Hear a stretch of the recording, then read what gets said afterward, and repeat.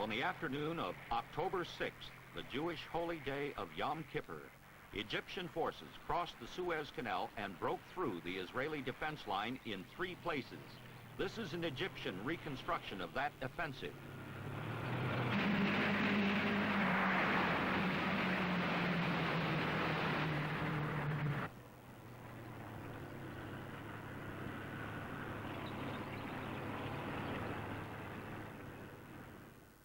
The Egyptian SAMs now came into their own, inflicting huge losses against Israeli jets.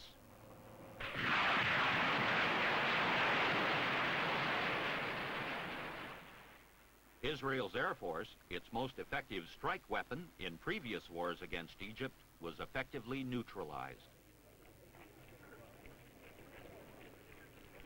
For the first time in 25 years of conflict with Arabs, the Israelis tasted defeat. Supremely confident of their military talent, they were clearly surprised when Egypt crossed the canal with 2 armored and 2 infantry divisions in a matter of hours. A week after the invasion, the Egyptians had mopped up the last pockets of resistance on the canal and destroyed the Bar-Lev line.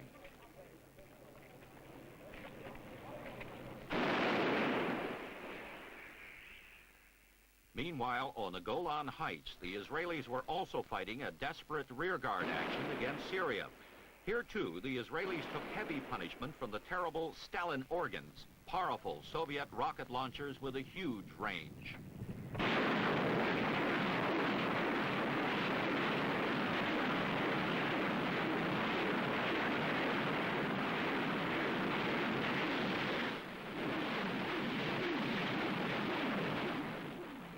Israeli jets struck back at Damascus, attacking artillery and SAM missile sites.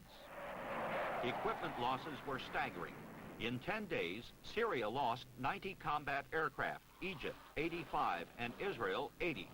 Russia started airlifting replacements to the Arabs, which in 3 days totaled 4,000 tons. America gave Israel similar help. It took the Israelis 3 days after Yom Kippur to reach full mobilization. It was clear they were facing altogether different enemies from those of the '67 war, better led and with far higher morale. Israel decided to concentrate on the more immediate threat to its frontiers on the Golan Heights and launched the main counterattack against the Syrians. After a week, the Syrians had been forced back to within 20 miles of Damascus. Behind them, they left the wrecks of 800 tanks.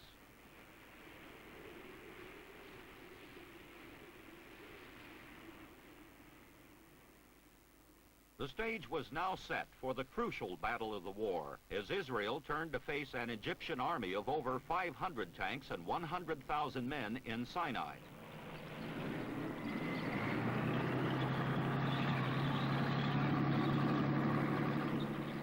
When it ended, the Israelis had crossed the Suez Canal in the south, and both armies were encamped on each other's sides of the waterway.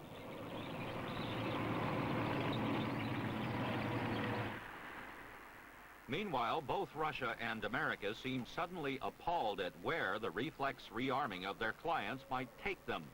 As the fighting raged, a Soviet delegation arrived in Cairo for talks with President Sadat.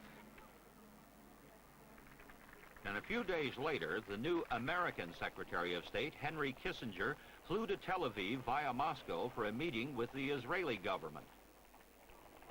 In emergency session, the Security Council endorsed a Russian-American resolution calling for an immediate ceasefire to be supervised by the United Nations.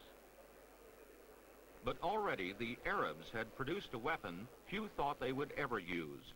OPEC, the Organization of Oil-Producing States, announced that oil production would be cut by 5% every month until Israel withdrew behind its 1967 borders. It was no sudden inspiration. President Sadat and Saudi Arabia's King Faisal had arranged the move a month before the war had begun.